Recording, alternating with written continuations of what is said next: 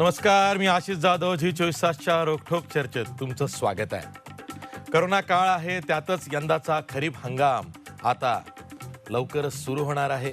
मृग नक्षत्राचा पाऊस अजूनही राज्यात सक्रिय झालेला नाही, पण तो येत्या 3-4 दिवसांमध्ये सक्रिय होईल. काही ठिकाणी तर पेरण्या सुरू सुद्धा झालेल्या आहेत. अशा वेळी हा जो पेरण्यांचा काळ आहे, त्यातच शेतकऱ्यांना अनेक प्रश्नांनी भेडसावलेला आहे. सर्वात मोठी समस्या शेतकऱ्यांकडे ही आहे की पीक कर्जासाठी त्याला बँका दाद देत नाहीयेत. सरकारनं राष्ट्रीयकृत बँकांना आदेश देऊनही, पीक कर्जाची हमी घेऊनही राष्ट्रीयकृत बँका शेतकऱ्यांना पीक कर्ज देत नाहीये. आतापर्यंत सरकारनं जाहीर केलेल्या आकडेवारीनुसार केवळ 7% उद्दिष्टापेक्षा केवळ 7% इतकं पीक कर्ज राष्ट्रीयकृत बँकांनी महाराष्ट्रातल्या शेतकऱ्यांना दिलेला आहे. त्याचबरोबर ज्या जिल्हा बँका आहेत, ज्यांनी हक्कानी शेतकऱ्यांना पीक कर्ज द्यायला हवं, त्यासुद्धा 50%पेक्षा उद्दिष्टापेक्षा 50%हून कमी पीक कर्ज वाटप करतायत. याचाच अर्थ असा आहे की बहुतेक शेतकरी हा पुन्हा एकदा सावकाराच्या दारात कर्जासाठी जाणार आहे. त्यावरती तो हा हंगाम जो करोना काळात होतोय, तो खरीप हंगाम हा काढणार आहे आणि तिथेच सरकारचं अपयश आहे. बांधावरती जाऊन खतं, बी बियाणं वाटप योजना सरकारनं लागू केली, त्यामध्ये सुसूत्रता नाही आहे. अजूनही बियाण्यांसाठी शेतकऱ्यांची ओरड कायम आहे. अशात हा हंगाम होतोय, त्यावरच आपण चर्चा करतोय.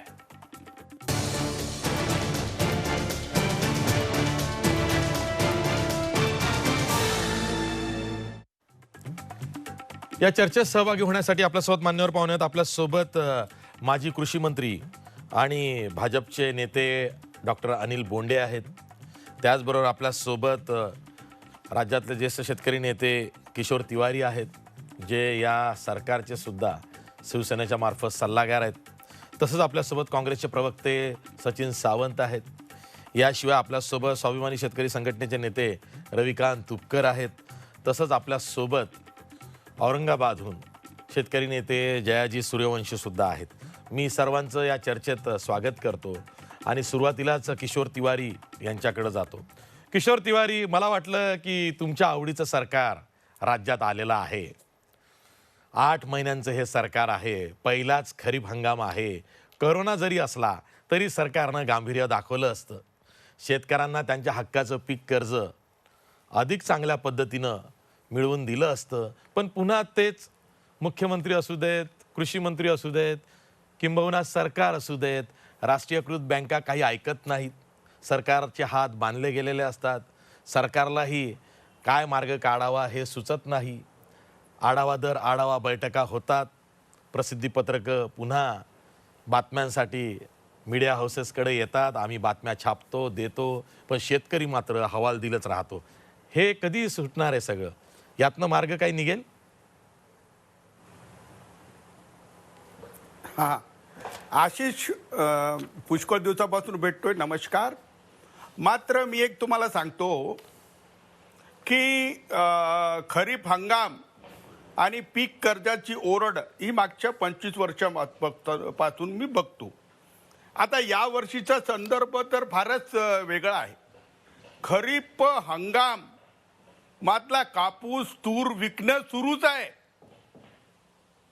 आणि यावेळेस शेतकऱ्यांना म्हणजे भाजप शासनाची कर्जमाफी, या शासनाची कर्जमाफी याचा लाभही मिळणं आहे आणि सालाबादाप्रमाणे मागेल त्याला कर्ज मिळेल, कर्ज वाटप बँका देणार नाही, त्यांच्यावर कारवाई करू, अशा प्रेस नोटीस सुरू झाल्या आहेत.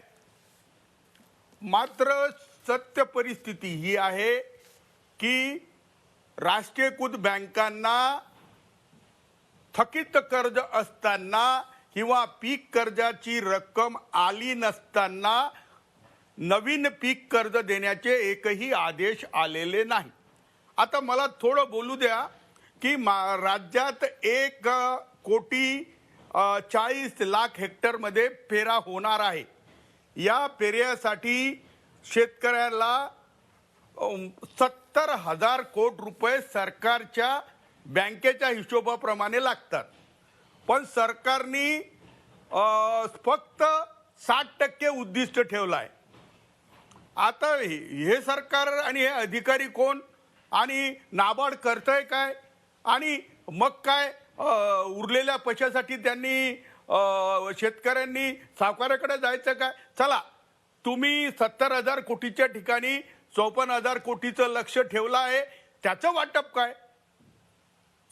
त्याच्या वाटपाबद्दल कोणतेही नियमच नाही.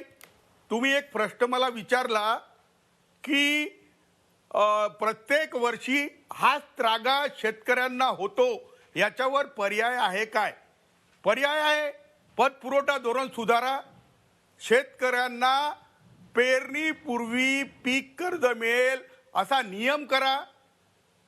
हे बघा, राज्य सरकार पीक कर्ज माफी दिली त्यांनी, आता घोषणा करत आहे, पण राज्य सरकारचं अस्तित्व कर्जमाफीमध्ये गौण आहे. हे बघा, निर्मलाताईंनी अनेक पॅकेज दिले, शेतकऱ्यांनाही अनेक पॅकेज घोषित केले, मात्र नाबार्ड आणि RBI मार्फत एकही आदेश आलेला नाही आणि हीच परिस्थिती कायम राहील. आता कसं आहे की मागच्या वर्षी 50% लक्ष्य पूर्ण आपण अचीव केलं होतं. यावर्षी तशीच परिस्थिती राहणार. एक तर पतपुरवठा इम्प्लिमेंट करणारे अधिकारी, कर्जमाफी इम्प्लिमेंट करणारे अधिकारी यांना कृषी अर्थव्यवस्थेचं कवडीचंही समजत नाही. दुसरं, ज्यांना समजते RBIचे अधिकारी, नाबार्डचे अधिकारी हे शेतकऱ्यांच्या प्रती नाकर्ते आहेत. आता पतपुरवठा न होणे याचं श्रेय घ्यायचं असेल तर राज्य सरकार आणि केंद्र सरकारला बरोबर घ्यावं लागेल. आणि परिस्थिती झिरो ग्राउंड लेवलवर मी पाहत आहे. मी मागच्या 2.5 महिन्यापासून फिरत आहे. कापूस खरेदी CCIने केली नसती तर अजून परिस्थिती खराब झाली असती, पण CCIवरही आम्ही पुष्कळ प्रेशर आणून त्यांच्याकडून कापूस खरेदी करून घेतली.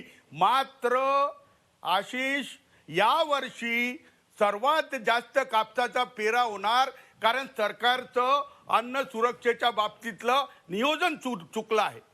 तर कापसाचा पेरा करणे आणि हमी भावापेक्षा कमी भाव बाजारभाव असणे हे काय आहे? जर CCI बाजारात नसतं तर त्याच्यातही शेतकरी लुटल्या गेले असते मोठ्या प्रमाणात. आताही लुटल्या गेले, परंतु कमी. आज मी शहादामध्ये गेलो होतो, औरंगाबादमध्ये, सोलापूरमध्ये, गडचिरोली जिल्ह्यात, नांदेडमध्ये अजूनही कापूस घरात पडलेला आहे. आता पाऊस यायला आलेला आहे. पुढच्या आठवड्यात इथं डवरनं टोबणं सुरू झालं आहे. मात्र परिस्थिती आटोक्याबाहेर आहे. आज मला फोन आला, बँकेत जे पात्र शेतकरी आहे त्यांनाही जुलैची, ऑगस्टची तारीख देणं सुरू आहे. आता मला सांगा की पेरणीसाठी बियाणं विकत आणलं सावकाराकडून आणि कृषी केंद्रवाले सावकारी करतात, ते चुकीची बियाणं देतात आणि बियाणं असे घेतात. अशा विपरीत परिस्थितीमध्ये पीक पद्धती सगळी कंपन्यांच्या भरोशावर आहे आणि जे लोक फक्त टीव्हीवर व प्रेस नोट काढून कृषीचं व्यवस्थापन करत आहे, त्या लोकांना माझी नम्र विनंती आहे की तुम्हाला वास्तविकता माहीत नाही तर बोलणं तरी बंद करा. आणि जी परिस्थिती आहे त्याच्यात शेतकरी वैतागून गेले आहे. तर आमची एक मागणी आहे की कमीत कमी तुम्ही पॅकेज डिक्लेअर करू नका, आम्हाला जगू द्या आणि जगताना आमचा छळ करू नका. ठीक आहे, ठीक आहे. आपल्यासोबत रविकांत तुपकर आहे, स्वाभिमानी शेतकरी संघटनेच्या विदर्भातले नेते आहेत. रविकांत तुपकर, बघा, कर्जमाफी योजना लागू केली, त्यातही गोंधळ झालेला आहे. कोरोना काळामुळे प्रसारमाध्यमांचं या कर्जमाफीचं ऑडिट झालेलं नाही की खरंच कर्जमाफीची जी योजना लागू झाली त्याचा किती फायदा हा शेतकऱ्यांना झाला. पण राज्य सरकारनं मधल्या काळात असं केलं की आम्ही राष्ट्रीयकृत बँकांची असं सांगितलेलं आहे त्यांना की पीक कर्जाची हमी सरकार घेत आहे, अशा वेळी तुम्ही शेतकऱ्यांना ज्यांना हवं त्यांना पीक कर्ज द्या. तरीसुद्धा राष्ट्रीयकृत बँका केवळ उद्दिष्टापैकी 7%, 7% इतकंच पीक कर्ज वाटप करतात. राष्ट्रीयकृत बँका काही करू देत. तुमच्या विदर्भामध्ये तर 2-3 बँका अडचणीत आहेत, मराठवाड्यातही तेच आहे. अशा वेळी शेतकऱ्यांनी करायचं काय? पीक कर्जच त्याला मिळणार नाही. बरं, पीक कर्जाचं काय आहे की जेवढी जमीन तो तारण ठेवतो तिचं जर का बाजार मूल्य बघितलं तर त्या तुलनेत तो सगळा आतबट्ट्याचा व्यवहार होतो. म्हणजे त्याची जमीन जिचं बाजार मूल्य जास्त आहे तो ती त्या बँकेकडे गहाण ठेवतो आणि ती जमीन जर का 10 लाखाची असेल तर त्याला 35 ते 40 हजार रुपये इतकं पीक कर्ज मिळतं. तेही प्रमाण अवास्तव आहे. त्यामुळे शेतकरी हा कुठेही मला जे पाहिजे ते द्या या म्हणण्याच्या परिस्थितीत नाही आहे.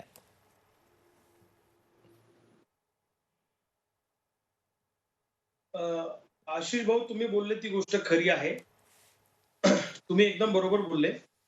असं वाटलं होतं की कोरोनामुळे यावर्षी शेतकऱ्याकडे लक्ष दिलं जाईल.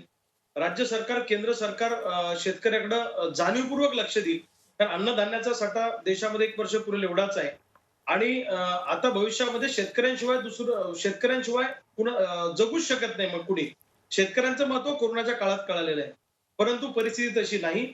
पीक कर्जाची परिस्थिती अत्यंत वाईट आहे. खरं तर या कोरोनाच्या काळामध्ये सगळ्या थकबाकीदार शेतकऱ्यांना थकबाकीदार न समजता नव्याने पीक कर्ज देणं अपेक्षित होतं. यावर्षी स्केल ऑफ फायनान्स वाढवणं गरजेचं होतं. माझा राज्य सरकारला सवाल आहे की स्केल ऑफ फायनान्सच्या सगळ्या जिल्ह्यामध्ये कमिटी आहे. किती कमिट्यांच्या मीटिंग झाल्या स्केल ऑफ फायनान्स वाढवण्यासाठी? यावर्षी पीक कर्जाची मर्यादा वाढवणं अपेक्षित होतं.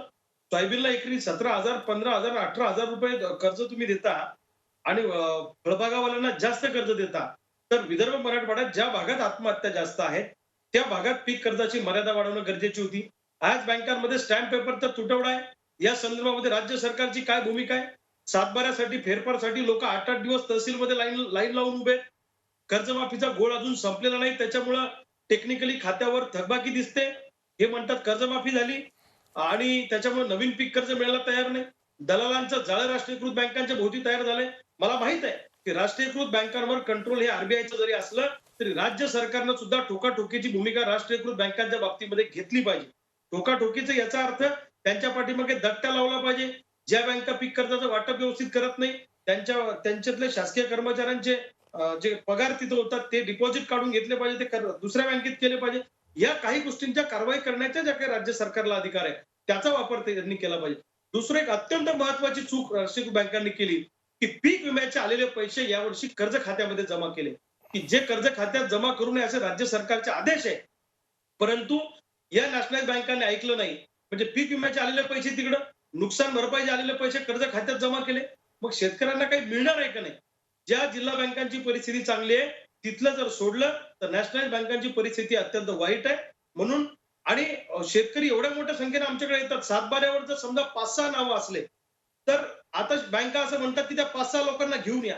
त्यांची बहीण राहते मुंबईला, भाऊ राहतो पुण्याला. या 5-6 लोकांना लॉकडाऊनच्या काळामध्ये इथं घेऊन यायचं. त्यांचा खर्च किती होणार? आणि त्यांना इथं आणून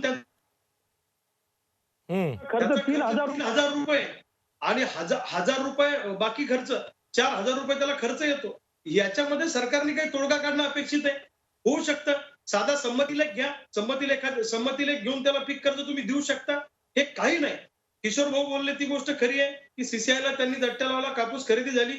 पण सीसीआयच्या कापूस खरेदीमध्ये मॅक्झिमम कापूस हा व्यापाऱ्यांचा खरेदी झाला आणि जे तिथं पैसे देतील अशाच लोकांचा मॅक्झिमम कापूस त्या ठिकाणी खरेदी केला गेला. ही वस्तुस्थिती किशोर भाऊ मान्य करतील.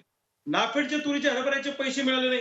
मका खरेदीसाठी सरकारकडे पैसे नाही आपण समजू शकतो, पण बारदाना घ्यायला यांना सांगितलं, हे अधिकारी बारदाना घ्यायला तयार नाही. सगळीकडे परिस्थिती वाईट आहे. कंटोनमेंट झोन मधले जे लोक आहेत त्यांना बाहेर पडता येत नाही. त्यांना पीक कर्ज हे घरी जाऊन दिलं पाहिजे ना त्या शेतकऱ्यांना. या बाबतीत कोणी भूमिका घ्यायला तयार नाही. पालकमंत्र्यांनी तातडीनं आठवड्याभरात 4-4 दिवसात बैठका घेतल्या पाहिजे असं माझं मत आहे. परंतु असं काही होताना दिसत नाही. आणि पेरणीनंतर जर हे पीक कर्ज मिळणार असेल, जसं किशोर भाऊ बोलले की ऑगस्ट महिन्याची तारीख दिली, सप्टेंबर महिन्याची तारीख दिली, मग हे पीक कर्ज ऑगस्ट महिन्यात घेऊन आमच्या उपयोगात पडणार आहे का? तर पीक कर्जाचा अर्थ असा होतो की पीक कर्ज पेरणीच्या आधी हातात घेऊन आम्हाला खतं बी बियाणं खरेदी करता आली पाहिजे. याच्यासाठी पीक कर्ज असतं. रात्र गेली निघून आणि सोंग आले बघून याला काही अर्थ नाही. साप गेल्यावर काठ्या मारण्यात. त्याच्यामुळे या वर्षीच्या पेरणीकडे सरकारनं गांभीर्यानं घेणं अपेक्षित होतं. आमचं स्पष्ट म्हणणं आहे की या वर्षी ठीक आहे, शेतकऱ्याकडे ठीक आहे. दुर्लक्ष झालेलं आहे. गेल्या खरीप हंगामामध्ये जे कृषी मंत्री होते ते भाजपचे नेते डॉक्टर अनिल बोंडे आपल्या सोबत आहेत. डॉक्टर अनिल बोंडे, तुम्ही जेव्हा कृषी मंत्री होतात तेव्हा खरीप हंगाम आला होता. म्हणजे काही जण उपहासानं असं म्हणतात की अनिल बोंडे मंत्री झाले आणि शेतकऱ्यांसाठी राबले, दौरे काढले आणि मतदारसंघाकडे दुर्लक्ष केलं, त्यामध्ये त्यांचा पराभव झाला. आता तुम्ही काय म्हणाल? आता तर या सरकारकडे खूप वेळ होता, पण मग या सरकारनं या हंगामासाठी जेवढं लक्ष द्यायला पाहिजे होतं, महाराष्ट्रामधल्या किती शेतकऱ्यांना सध्याच्या कृषी मंत्र्याचं नाव माहिती आहे की ते दादा भुसे आहेत आणि ते शिवसेनेचे नेते आहेत? मी तुम्हाला सांगतो 10% शेतकऱ्यांनाही माहिती नाही की दादा भुसे हे राज्याचे कृषी मंत्री आहेत. या सरकारनं खरीप हंगामाचा जे नियोजन करायला पाहिजे होतं, एक तर सरकारला उशीर झाला, त्यासाठी सरकारने ती तजवीज करायला पाहिजे होती, ती प्रसिद्धी पत्रकाच्या पलीकडे केलेली नाही. हे मी सांगतोय, कारण मी सुद्धा शेतकऱ्याचा मुलगा आहे, मी बघतोय हे सगळं. सरकारला कोणीतरी सांगितलं पाहिजे. अनिल बोंडे. आशिष, तुम्ही मधल्या शेतकऱ्याचे सुपुत्र आणि धन्यवाद देतो तुम्हाला. आम्हाला तसं वाटायला लागलं होतं की मराठवाडा विदर्भातल्या शेतकऱ्याला सरकारचं विसरलं, पण आशिष जाधव पण विसरले का? पण हा रोकटोक आज केला त्याबद्दल धन्यवाद देतो. काल माननीय मुख्यमंत्री उद्धवजी ठाकरे यांची प्रेस कॉन्फरन्स मी वाचली आणि त्यामध्ये त्यांनी लिहिलं की कर्जमाफी आणि कर्ज पुरवठ्याच्या संदर्भात काही कोणाची तक्रार यायला नको, मी तक्रार सहन करणार नाही. आजच्या या कार्यक्रमामधून किशोर तिवारी असो, रविकांतजी तुपकर असो, जयाजीजी असो, सचिन सावंत तक्रार करणार की नाही माहित नाही, मुंबईत काही शेतकरी नाही, परंतु या शेतकऱ्यांच्या तक्रारी माननीय उद्धवजी ठाकरे यांच्या कानावर निश्चितपणे जावोत. कारण सरकार आदेश काढतं पण एकही आदेश कोणीच मानत नाही. हे या सरकारचं सगळ्यात मोठा प्रॉब्लेम आहे. 22 मेला त्यांनी आदेश काढला की 30 लाख शेतकऱ्यांचं कर्ज, 30 लाख शेतकऱ्यांचं मंजुरीसाठी होतं. त्यापैकी 18 लाख शेतकऱ्यांचे कर्जाचे हप्ते आम्ही टाकले आणि 12 लाख त्यांची आकडेवारी आहे, 12 लाख शेतकऱ्यांचे आम्ही पैसे देऊ शकत नाही कारण आमच्याजवळ निधी नाही. आणि म्हणून त्यांनी बँकांना लिहिलं की सरकारच्या नावे हे कर्ज मांडावे आणि या शेतकऱ्यांना नव्याने कर्ज द्यावे. राष्ट्रीयकृत बँकांनी त्याला केराची टोपली दाखवली. मी लीड बँक मॅनेजरला विचारलं, त्यांनी सांगितलं की हा GR आम्हाला चालत नाही. जिल्हा मध्यवर्ती सहकारी बँकांनी त्यांच्या कार्यकारिणीचे ठराव घेतले नाही आणि त्याच्यामुळे परिस्थिती ही निर्माण झाली की राष्ट्रीयकृत बँका एकाही थकबाकीदार शेतकऱ्याला कर्ज द्यायला तयार नाही, उभं सुद्धा करत नाही, शेतकऱ्याला अपमानित केलं जातं. आणि परिस्थिती ही आहे की जिल्हा मध्यवर्ती सहकारी बँक सुद्धा त्याच परिस्थितीमध्ये आहे, ते कर्ज द्यायला तयार नाही. मुख्यमंत्र्यांनी सांगितलं की 46% वगैरे, आता माझ्याजवळ आकडेवारी आहे कर्जाची. विदर्भामध्ये जरी आपण म्हटलं, अमरावती जिल्ह्यामध्ये जरी म्हटलं तर खरीप वाटपाचा लक्षांक जो 54% लक्षांक असतो, तो लक्षांक कुठेही पूर्ण केला गेला नाही. अमरावती डिव्हिजन मध्ये 9,10,287 शेतकऱ्यांना कर्ज देणं अपेक्षित आहे आणि कर्ज दिल्या गेलं 1,51,072 शेतकऱ्यांना. आणि जिल्हा मध्यवर्ती सहकारी बँकची टक्केवारी सुद्धा ही 39% दाखवली. फक्त ते बुलढाणा सहकारी बँकेच्या मुळे, कारण त्यांची 65% दाखवली, त्यामध्ये फक्त 5,000च लक्षांक आहे कारण ती बँक डुबलेली होती. जर आपण राष्ट्रीयकृत बँकांचं पाहिलं तर 9%, म्हणजे टोटल 9%, अमरावती जिल्ह्यामध्ये 5.46% शेतकऱ्यांना कर्ज मिळालं. किती दयनीय अवस्था आहे. इकडे कर्ज मिळत नाही, तिकडे कापसासाठी जर पाहिलं, खरंच हा विषय तर संपूर्ण महत्वाचा आहे. कापसासाठी जर पाहिलं तर एकट्या अमरावती डिव्हिजन मध्ये कोविडच्या नंतर 1,51,917 शेतकऱ्यांनी नोंदणी केली आहे आणि त्यापैकी फक्त 53,000 शेतकऱ्यांचा कापूस खरेदी केला आहे. आशिष, म्हणजे आज 98,016 शेतकऱ्याचा कापूस त्याच्या घरामध्ये पडलाय. आणि आज पाऊस आला की आर्द्रता वाढते आणि हा पांढरा कापूस पिवळा पडायला लागतो. तो कापूस कावरतो, शेतकऱ्याच्या कुटुंबाच्या अंगाला खाज येते आणि हा कापूस विकला जात नाही. आज 4,000 रुपये मार्केटमध्ये भाव आहे आणि म्हणून म्हटलं तुमच्या ज्यांनी कापूस खरेदी करणं होत नसेल तर भावांतर योजना लागू करा. परंतु कोणताही निर्णय घेण्याच्या मनस्थितीमध्ये दुर्दैवाने शासन नाही. उद्धवजी वारंवार म्हणायचे की चिंतामुक्त करतोय, पण हे चिंताग्रस्त करण्याचं काम दुर्दैवानं सुरू आहे. आता एक कापसाची गोष्ट सांगितली, मी तुरीचे चुकाऱ्याचं आणलंय, सगळंच आणलं इथे. का चण्याची नोंदणी किती झाली अमरावती डिव्हिजनची? 14,651. तुम्हाला माहिती द्यायची नाहीये, तुम्हाला प्रश्न उपस्थित करायचे आहेत अनिल बोंडे. प्रश्न आहे की सरकारला शेतकऱ्याला वाचवायचं आहे की मारायचं आहे. आणि म्हणून फक्त उद्धवजी ठाकरे की कोणती तक्रार माझ्याकडे येता कामा नये असं म्हणून. ठीक आहे, तक्रारी अनेक आहेत, मी सांगतोय काय तक्रारी आहेत. जयाजी सूर्यवंशी बघा, पीक विम्याचे पैसे, पीक विम्याची रक्कम सुद्धा राष्ट्रीयकृत बँकांनी शेतकऱ्यांच्या कर्ज खात्यात वळत्या केल्या. सरकार काही करू शकलं नाहीये. सरकारची प्रेस नोट सांगते, प्रसिद्धीपत्रक सांगते की आतापर्यंत राज्य सरकारनं जे कर्जमाफीसाठी पात्र शेतकरी आहेत त्यांच्या कर्जाची हमी घेऊनही राष्ट्रीयकृत बँकांनी 7% पीक कर्ज वाटप केलेलं आहे. त्याच राष्ट्रीयकृत बँका पीक विम्याचे जे हक्काचे शेतकऱ्यांचे पैसे आहे ते सुद्धा शेतकऱ्यांच्या कर्ज खात्यात वळते करते, तरी सरकार काही करू शकत नाहीये. प्रश्न अनेक आहेत, अनेक तक्रारी आहेत. जयाजी सूर्यवंशी, मुळात प्रश्न असा आहे आता की सरकारमधील सहकार मंत्री असतील, कृषी मंत्री असतील, फलोत्पादन मंत्री असतील, पणन मंत्री असतील, हे सगळे क्वारंटाईन झालेले आहेत. म्हणजे राज्याला कृषी मंत्री आहे की नाही हा प्रश्न मोठा पडलेला आहे. आणि कृषी मंत्र्यांनी मुंबईमध्ये एक बैठक घेतली आणि मी शेतकऱ्याच्या बांधावर जाईल एवढी घोषणा केली आणि त्याच्यानंतर जे क्वारंटाईन झाले ते आत्ता ते उगवलेले आहेत. मुळात प्रश्न आहे की शेतकऱ्यांच्या कापसाचा प्रश्न आहे की तुम्ही आता बँकांच्या कर्जाचा ज्यावेळेस विषय आला तर अशीच आता प्रश्न आहे. औरंगाबाद जिल्हा सहकारी बँकेने जो 5 महिन्याचं जे काही आता सरकारने जाहीर केलं होतं की आम्ही 5 महिन्याचं आम्ही जे काही व्याज असेल ते व्याज आम्ही भरू, पण औरंगाबाद जिल्हा सहकारी बँकेने शेतकऱ्याला आधी व्याज भरायला लावलं आणि नंतर तुम्हाला आम्ही कर्ज पुरवठा करू या प्रकारचं धोरण अवलंबलं. दुसरा प्रश्न असा आहे की मागचं सरकार आत्ताचं सरकार कुठल्या सरकारचं राष्ट्रीयकृत बँका ऐकतात हो? कुठल्याही सरकारचं राष्ट्रीयकृत बँका ऐकत नाहीयेत, ते कोणालाही जुमानत नाहीत. मुख्यमंत्र्यांना त्यांनी अद्याप म्हणजे आपण मागच्या वेळेसही पाहिलं देवेंद्र फडणवीसांच्या काळामध्ये की आम्ही तुमच्यावर केसेस दाखल करू, आत्ताही सांगतात की आम्ही आता शिवसेनेच्या भाषेमध्ये आम्ही तुम्हाला तुमच्याकडे बघू. काहीही होत नाहीये. त्यामुळे शेतकऱ्यांची परिस्थिती अत्यंत गंभीर आहे. सावकाराचा प्रश्न आला. आज या कोरोना काळामध्ये कुणी तुम्हाला सावकार सुद्धा पैसे द्यायला तयार नाहीये. कृषी केंद्रामध्ये कुठलीही कंपनी आता तुम्हाला फुकट बियाणं आणि खत द्यायला तयार नाहीये. सरकार म्हणतं आम्ही तुम्हाला बांधावर खतं आणि बियाणं देऊ, पण दुर्दैवाने शेतकऱ्याच्या घरामध्ये पैसा नाहीये. त्यामुळे तुम्ही बांधावर खतं आणि जरी दिलं तरी आमच्याकडे पैसा नाही. या सगळ्या गोष्टीमध्ये आज काल घडलेली माझ्या औरंगाबाद जिल्ह्यामधील घटना की कापूस विक्री खरेदी केंद्रावर एका मॅटेडोर पाठीमागं 35,000 रुपये पैसे अगोदर घेतले आणि नंतर कापूस शेतकऱ्याचा कापूस आधी जिनिंगमध्ये घेतला. या प्रकारचा भ्रष्टाचार मोठ्या प्रमाणामध्ये चाललाय. आणि शिवसेना आणि सरकार करताय काय? पणन मंत्री करतायत काय? कृषी मंत्री करतायत काय?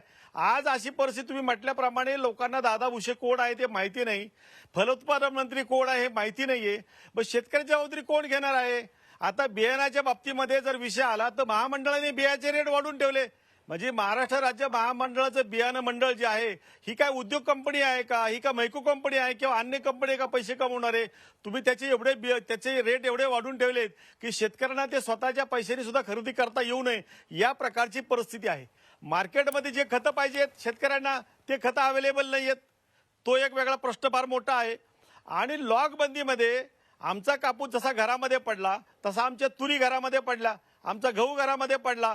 ज्या बाजरीला 2,000 रुपये भाव होता ती बाजरी आम्हाला 1200 रुपयांनी विकावी लागली. म्हणजे आमचं लॉकडाऊनमध्ये शेतकऱ्यांचं इतकं कंबरडं मोडलं की त्याच्या एवढं वाईट दुर्दैव कोणाचंच नाहीये. म्हणजे कोरोना नाहीये शेतकऱ्याच्या दृष्टीने, ते मरोना आहे. रोज मरण आम्ही पाहतोय. कुठलंही जरी सरकार आलं तरी आमच्या दृष्टीने कुठल्या प्रकारचा फरक पडत नाहीये. फक्त घोषणा करायच्या, शेतकऱ्यांना मूर्ख बनवायचं. खरं तर किशोर तिवारींनी आता कबूल केलं, ते मागच्या सरकारच्या काळामध्ये बी होते ना आत्ताच्या सरकारच्या काळामध्ये बी ते आहेत. आणि त्यांनी सांगितले की दोघंही सारखेच आहेत. आम्हाला मूर्ख बनवण्याचा कार्यक्रम जो चाललेला आहे शेतकऱ्यांना, आणि शेतकऱ्यांच्या तोंडापुढे जी घासाची पेंडी बांधली जाती आणि ती घासाची पेंडी कधी शेतकऱ्याच्या तोंडाला लागत नाही, या प्रकारची वाईट अवस्था आहे आज. बरोबर परिस्थिती आहे. अशी की मागच्या आता सरकारच्या काळात ते घोषित सल्लागार होते, या सरकारच्या काळात ते अघोषित सल्लागार आहेत. एवढाच काय तो फरक आहे. मी सचिन सावंत यांच्याकडे जातोय. सचिन सावंत, बघा या हंगामाकडे का सर्वांचं लक्ष आहे, म्हणजे जर का शासनकर्त्यांचं नीट लक्ष शेतकऱ्यांकडे असतं तर काही गोष्टी ह्या आधीच टिपता आल्या असत्या. एक तर गेल्या वर्षीचा कापूस आणि तूर अजूनही विकायची बाकी आहे. आज सुप्रीम कोर्टानं सांगितलंय की नाही, तुमचा कापूस वाया जाणार नाही, तुम्हाला न्याय मिळेल. म्हणजे काय, या नव्या हंगामाच्या पेरण्या आल्या तरी मागच्या हंगामातला कापूस आणि तूर शेतकऱ्यांच्या घरात पडलेला आहे. त्यांना कुठं ना कुठं आशा आहे. काहींना तर विकता येत नाही, ते हतबल झालेले आहेत. अशी सुद्धा परिस्थिती आहे. ज्यांच्याकडे गोडाऊन आहेत त्यांचं ओके आहे, पण उद्या जेव्हा पाऊस येईल तेव्हा ज्यांच्या घरात कापूस आहे, तूर आहे आणि त्यांच्याकडे गोडाऊनची सोय नसेल तर त्यांनी काय करायचं, हा एक प्रश्न आहे. सरकारला काही हे दिसलं नाही आहे एवढे दिवस. पण या खरीप हंगामाचं जे नियोजन पाहिजे त्यालाच उशीर झालेला आहे. राष्ट्रीयकृत बँकांची ओरड आजची नाही आहे. मागचंही सरकार तेच सांगत होतं, आताचंही सरकार तेच सांगतंय. या सरकारने एक बाब चांगली केलेली आहे. त्यांनी ऐन पेरणीच्या तोंडावरती हे जाहीर केलेलं आहे की राष्ट्रीयकृत बँकांनी फक्त आणि फक्त उद्दिष्टाच्या 7% इतकंच कर्ज वाटप केलेलं आहे. म्हणजे तुम्ही सगळं काही खापर राष्ट्रीयकृत बँकांवरती फोडताय, पण तुमचं दायित्व काय आहे सरकार म्हणून ते सरकार सांगत नाहीये. उद्धव ठाकरे म्हणतायत की मला तक्रारी नको आहेत. तक्रारी कधी यायच्या आहेत, आता वेळ निघून गेली आहे. उद्या परवाकडे काही ठिकाणी तर पेरण्या सुरू झालेल्या आहेत, पीक कर्ज मिळत नाहीये. म्हणून मग तो शेतकरी सावकाराच्या दारात जातो, त्याचा नाईलाज होतो. सरकार हवालदिल त्याला करतं आणि मग तो त्या कर्जाच्या विळख्यात अडकतो. आणि सरकार मग त्याला कर्जमाफी तरी का देणार, कारण ते सावकाराचं कर्ज आहे. त्यांनी करायचं काय? सचिन सावंत. नाही आशिषजी, मी मगाशीपासून आपल्या चारी सन्माननीय जे पाहुणे आहेत त्यांचं मी ऐकलं आणि थोडा मला वेळ द्याल या संदर्भामध्ये अशी मी अपेक्षा करतो. आणि त्यातही शेतकऱ्यांचा विषय आहे त्यामुळे सगळ्यांच्या संवेदना त्याच्यामध्ये आहे, त्याच्यात काही शंका नाही.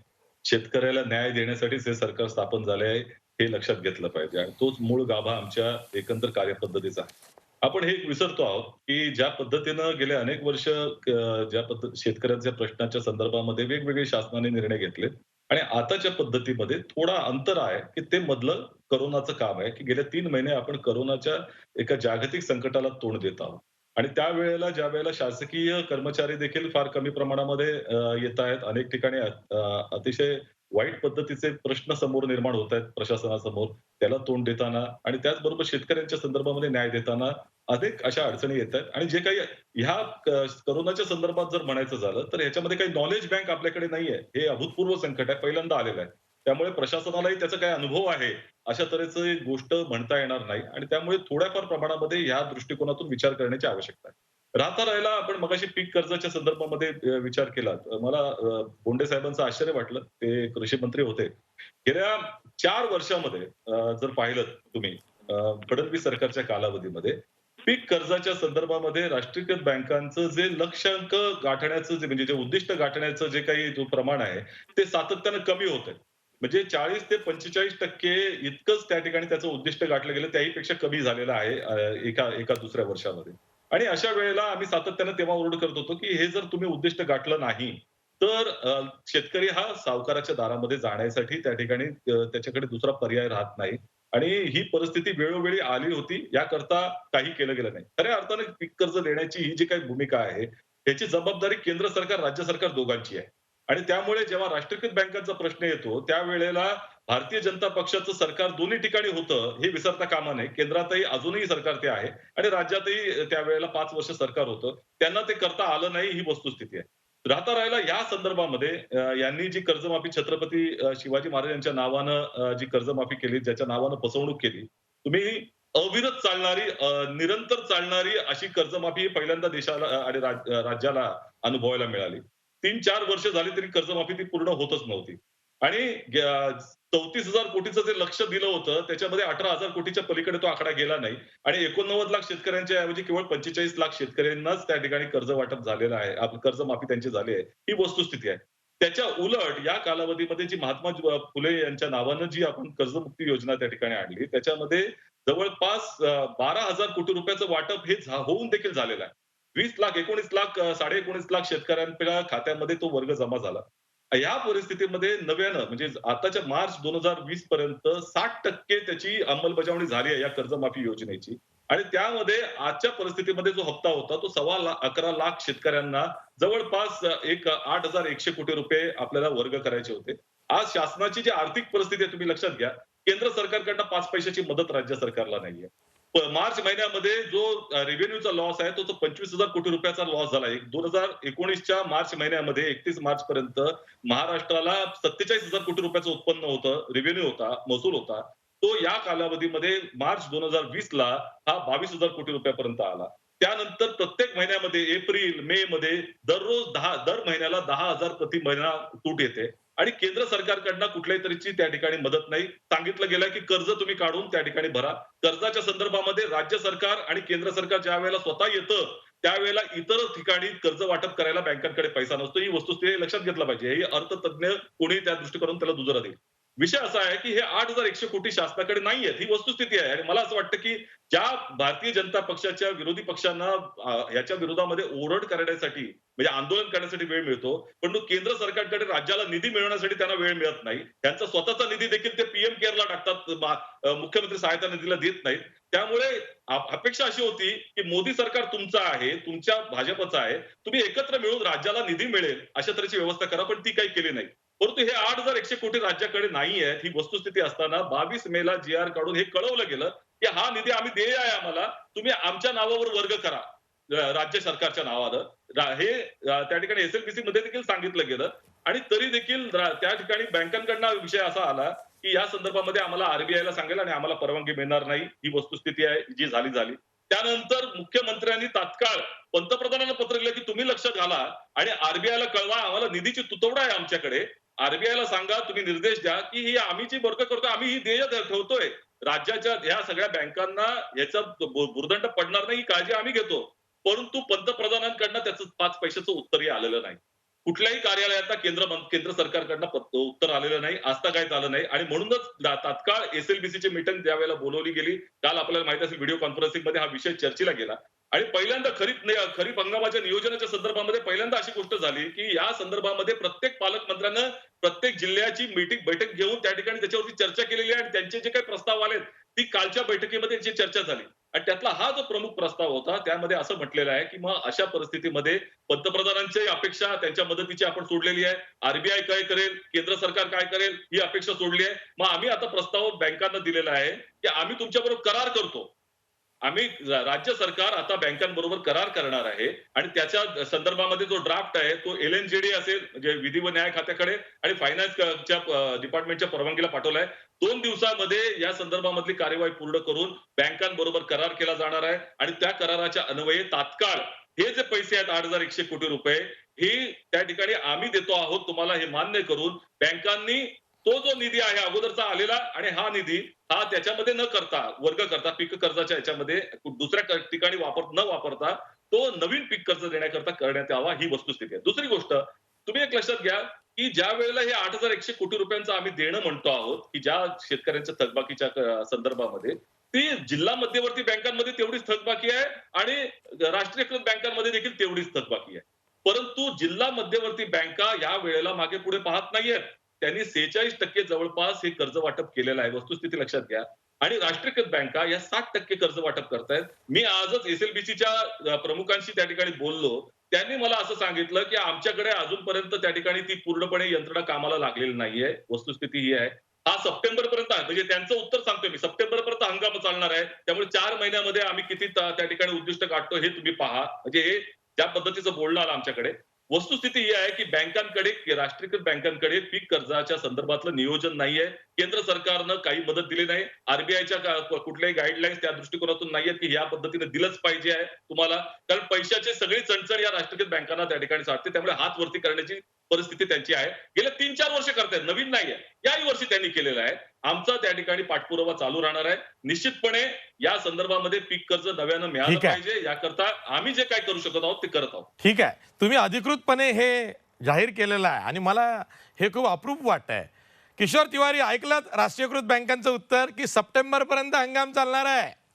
आता शेतकऱ्यांना सांगा की तुम्ही उसनवारी करा, सावकाराच्या दारात जा, तुम्हाला मिळेल ते पैसे घ्या, त्या कृषी केंद्रावरती जा, त्याच्याकडनं उधारीवरती घ्या आणि नंतर मग आम्ही तुम्हाला कर्ज देऊ, पीक कर्ज. कधी? जेव्हा त्याच्या शेतात पीक उभं राहील तेव्हा. हा हातभट्ट्याचा व्यवहार आहे. याच्यात शेतकरी पिसतो, याच्यात शेतकरी त्या कर्जाच्या विळख्यात जातो. राष्ट्रीयकृत बँकांना हे कळत नाही.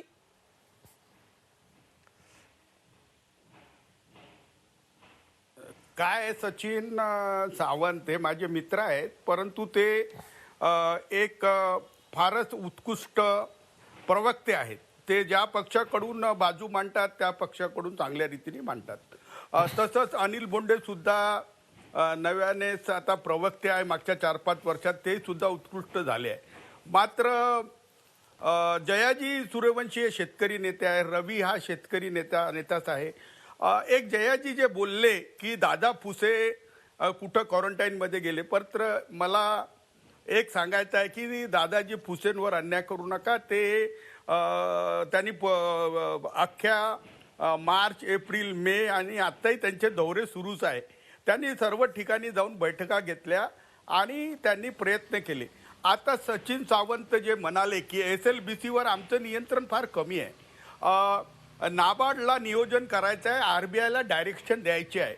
आपण जर हे म्हणत होतो की राज्य कर्जमाफीचे पैसे देणार, आज त्यांच्याकडे पैसे नाहीत, तर हा प्रस्ताव तुम्हाला अर्थ मंत्रालयातून अप्रूव्ह करून RBIला द्यावा लागेल आणि RBIच्या तशा डायरेक्शन आल्यानंतरच मग त्यांच्या ज्या बँका आहेत त्यामध्ये सहकारी बँका येतात, त्या बँका त्याला मानतील. सगळ्यात महत्त्वाचं आहे की पतपुरवठा धोरण चुकीचं आहे. पुनर्वसनावर पुनर्वसन करत जातो. राज्यांना काही घेणं देणं नाही तरी कर्जमाफ्या देत असतात. जर पतपुरवठा केंद्र सरकारकडे आहे तर राज्य सरकारने आपल्या कर्जमाफ्या द्यायच्या कशाला? आणि कर्जमाफ्याची रक्कम बँकेत जमा केल्यानंतरही बँक नवीन पतपुरवठा करत नाही, ही वस्तुस्थिती आहे. तुमच्या अधिकाऱ्यांनी यांनी काय कंपॅरिझन केली की शिवाजी महाराजाची नावाची ती फसवी होती आणि ही चांगली आहे, असं काही नाही आहे. अधिकारी शिवाजी महाराजवाली चालवणारे तेवढेच नालायक होते आणि हे चालवणारे तेवढे नालायक आहेत. सहकार खात्याकडे यंत्रणा नाही आहे आणि जे सनदी अधिकारी आहे त्यांना पतपुरवठा धोरण सुरळीत करण्यामध्ये इंटरेस्ट नाही आहे. त्यांना फक्त आकडेवारीमध्ये इंटरेस्ट आहे. आणि राष्ट्रीयकृत बँकांना शेतकऱ्यांचं काही पडलेलं नाही आहे. ते नाही ते त्यांना असं वाटतं तो बँकिंग व्यवहारच नाही आहे. ऍक्टिव्हिटी लॉस मेकिंग आहे. नाही एक आशिष मी बोलतो की RBI किंवा सगळ्या कमर्शियल बँकांना हे कन्व्हिन्स झाले आहे की शेती तोट्याचा धंदा आहे. शेतकऱ्यांना त्यांच्या थकीत कर्जाची माफी येत राहते असं वाटत आहे, तर ते कर्ज बुडवे आहे म्हणून कर्ज देण्यात येऊ नये असं त्यांचं एक अंडरस्टँडिंग आहे. कुठल्याही बँकेमध्ये, सरकारी बँकेमध्ये ही प्रवृत्ती झाली आहे. आणि याच्या उलट शेतकरी अगदी इमानदार आहेत. शेतकऱ्यांना कर्जमाफी नको, मात्र वेळेवर पैसे पाहिजेत.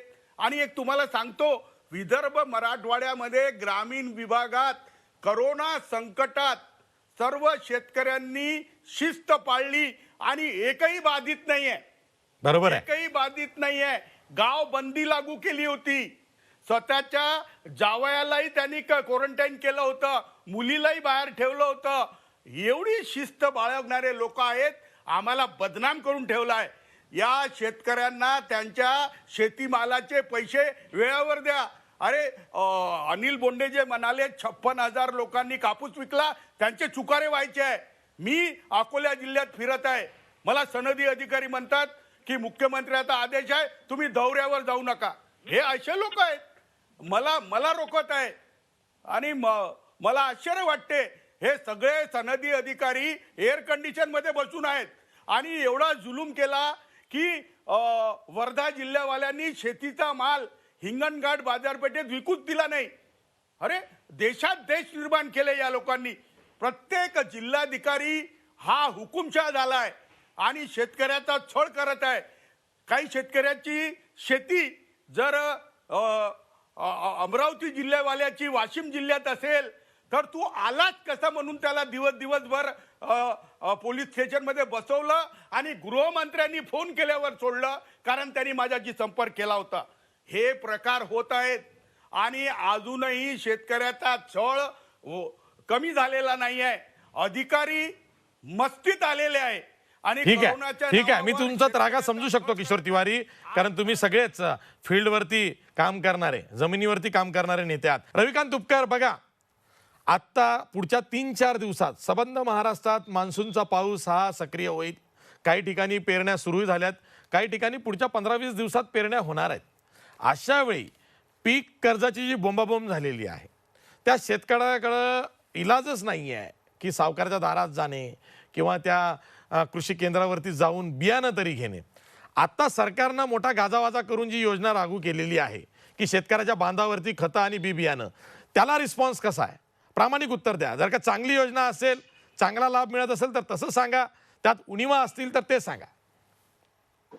नाही आशिष भाऊ, असं आहे की शेतकऱ्याच्या बांधावर खतं बी बियाणं पोहोचवण्याची योजना घोषित झाली, त्याच्या मोठमोठ्या बातम्या आल्या, चॅनल्सवर आल्या, पेपरला आल्या.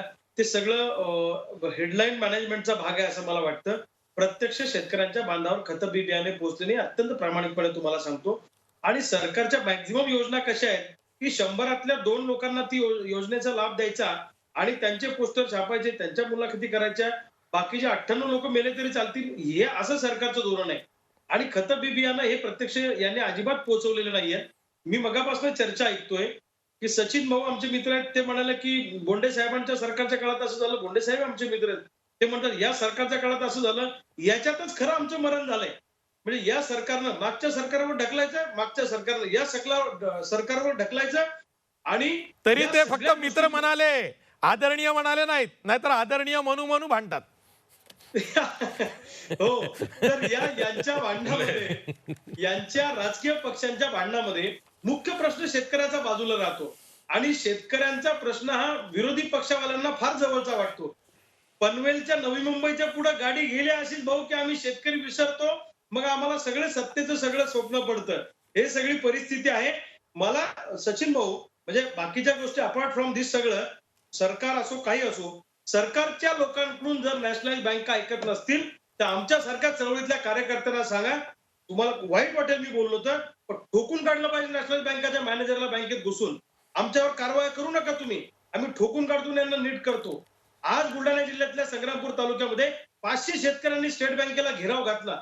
शेतकऱ्यांच्या संयमाचा बांध आता तुटत चाललेला आहे. या सगळ्या बारीक बारीक गोष्टींचे सरकार उत्तर देणार आहे का? जे प्रश्न मी पहिल्या माझ्या मुद्द्यांमध्ये उपस्थित केले, काही नाही. मला फक्त एकच सांगायचं आहे की पेरणीपूर्वी जर तुम्ही पीक कर्ज दिलं नाही तर शेतकऱ्यांचा संयम तुटणार, ह्या सगळ्या हिंसक पद्धतीच्या घटना घडणार. त्याला ती जबाबदारी प्रत्यक्ष सरकारवरच येणार आहे. मग ते राज्य सरकार असो का केंद्र सरकार. ठीक आहे. जयाजी सूर्यवंशी, मी सचिन सावंत येतोय तुमच्याकडे, शेवटी येतोय. हा, जयाजी सूर्यवंशी, बघा मराठवाडा असू देत, विदर्भ असू देत, उत्तर महाराष्ट्राचाही बहुतेक भाग असू देत, हा कोरडवाहू पट्टाच आहे. 80% शेतकरी खरीपाचा हंगामात शेती करतात, पावसाच्या पानावरची जिरायती शेती करतात. आता जर का पत पुरवठा धोरण त्याचं नीट नसेल, त्याची एकरी किंवा हेक्टरी जमीन घेऊन त्या बदल्यात पीक कर्ज त्याला जे द्यायचं आहे त्यामध्ये प्रमाण अवास्तव असेल आणि त्याची जमीन ही वर्षानुवर्ष गहाण राहत असेल, वरून त्याला प्रत्येक हंगामाला नव्यानं त्याच्यासाठी कुठलाही विचार नसेल, तर त्या शेतकऱ्याने काय करायचं? तुमच्या भागामध्ये म्हणजे विदर्भातून लोन मराठवाड्यात आलेला आहे.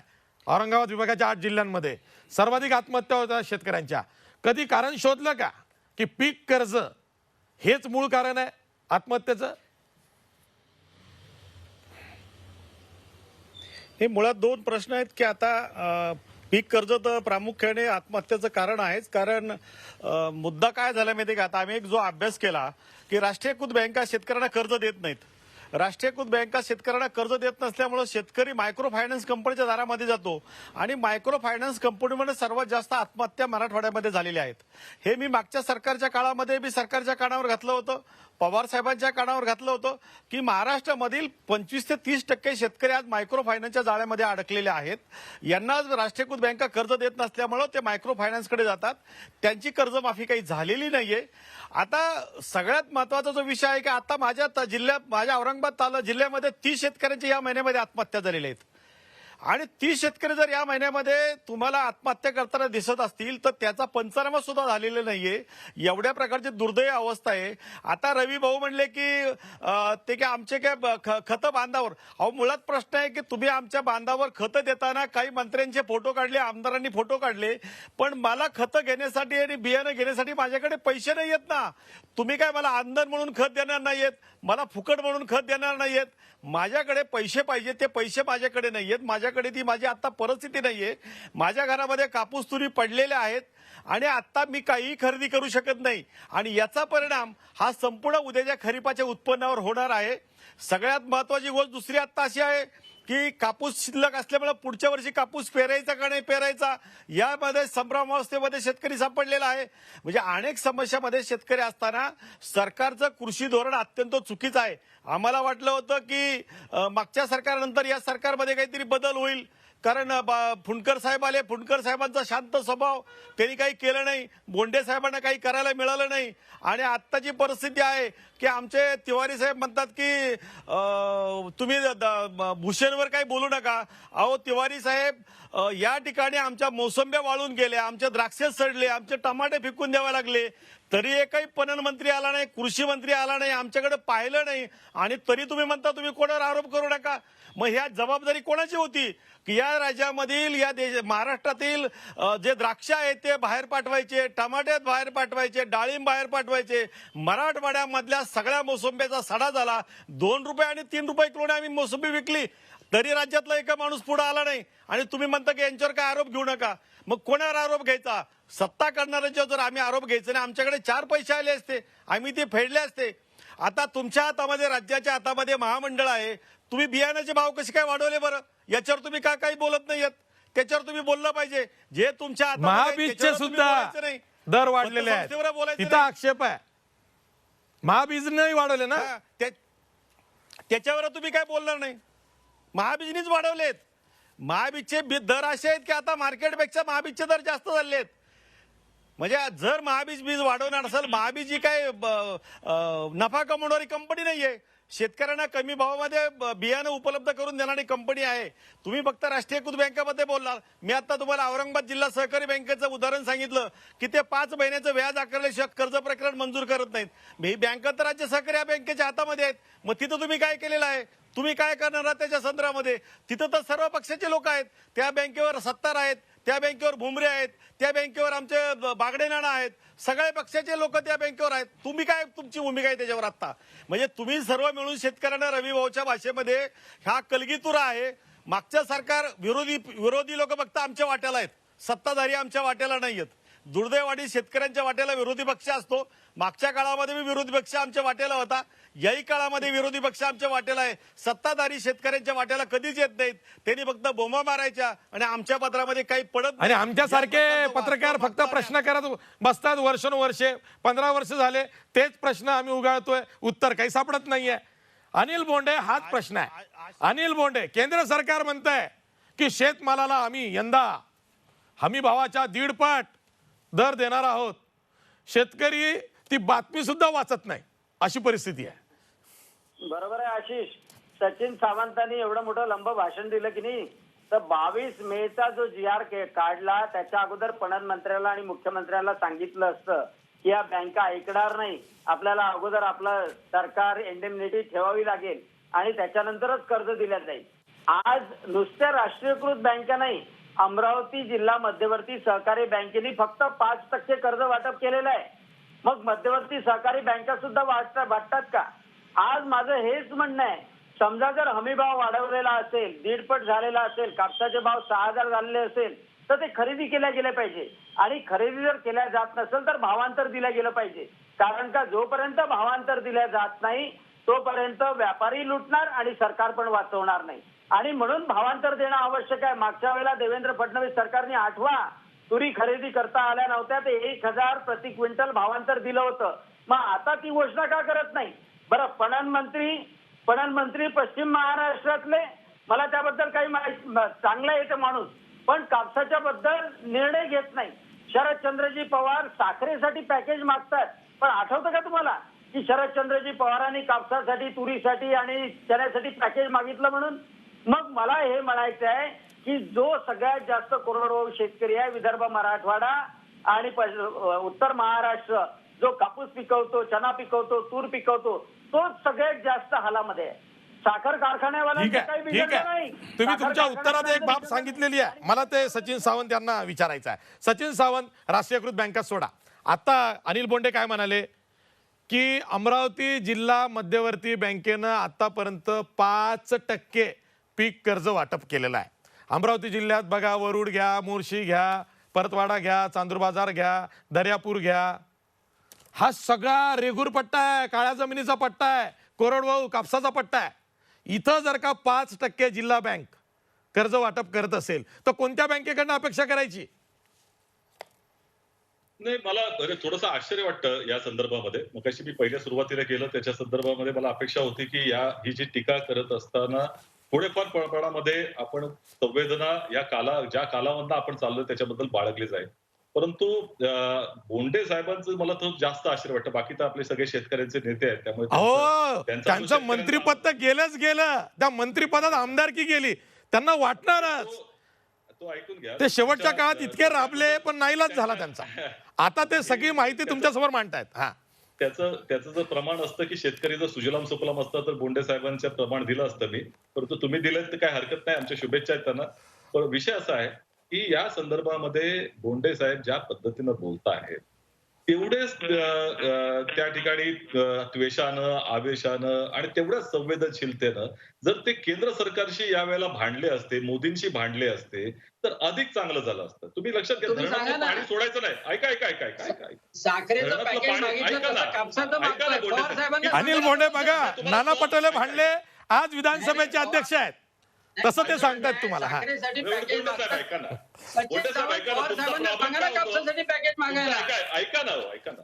अहो, एवढं ऐका ना, ऐका तर खरं. साखरेसाठी पॅकेज मागतात तर कापसासाठी पॅकेज मागा ना. बरं, ऐका डॉक्टर बोंडे, ऐका. बोंडे साहेबांची अवस्था अशी झालेली आहे. थोडी बहुत.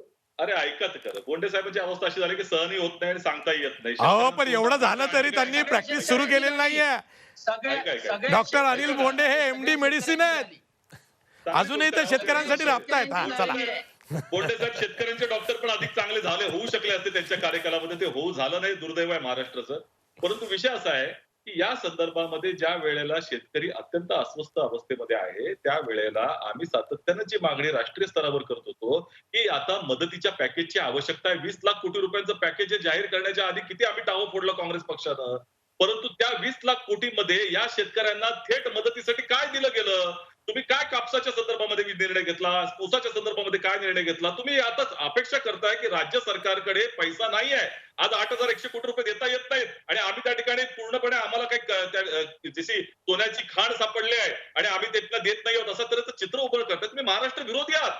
तुम्हाला महाराष्ट्राच्या बरोबर राहण्याची गरज आहे का? सचिन सावंत, कमीत कमी शेतकऱ्याच्या खात्यात 2,000 रुपये. मी बोललो नाही. ऐका, तुमचं पूर्ण ऐका ना. ऐका ना. नाही, तुम्ही जर म्हणता महाराष्ट्र द्रोही तर तुम्ही शेतकरी द्रोही आहात. ऐका, कापसाच्या संदर्भामध्ये आजच्या परिस्थितीमध्ये 1,85,000 क्विंटलपेक्षा जास्त खरेदी झाली आणि हे सीसीआयला त्या ठिकाणी आकडे नका सांगू, मी शेतकऱ्यांचे आकडे दिले ना. मुंबईपासून काय आकडे सांगता? हे बोंडे साहेब, तुम्ही जेव्हा आकडे 5 वर्ष ऐकले, ऐकले ना, मी 5 वर्ष आकडे. ठीक आहे. सचिन सावंत बरं काय, ऐका. हा, प्लीज, माझा वेळ संपलाय. ऐका मला बोलू द्या. 4 जण बोलल्यानंतर मला स्पष्टीकरण देण्याची आवश्यकता आहे.